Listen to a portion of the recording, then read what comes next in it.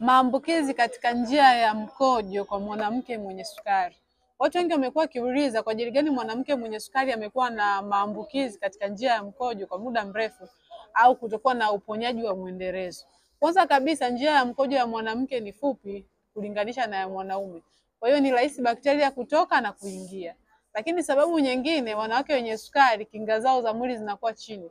Kwa hiyo uwezo wa mwili kujiponya unakuwa ni mdogo na inakuwa inaleta mambo hayo.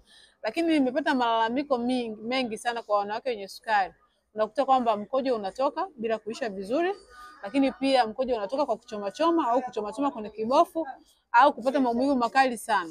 Hiyo inapelekea kutokana bakteria hatari kuzidi kuzaliana kwa wingi sana. Na hususan sukari ni chakula cha bakteria. Kwa hiyo wanazaliana maradufu. Kwa hiyo kuna utaratibu salama ambao unamwezesha mwanamke mwenye sukari kwanza kabisa kupona sukari, lakini pia kuondokana na adha ya kuweka matambara kutokana na hofu kwamba mkojo utatoka mbele za watu. Wasiliana nami kupitia namba zinazopita hapo chini nikupe njia sahihi ya kuondokana na hiyo changamoto.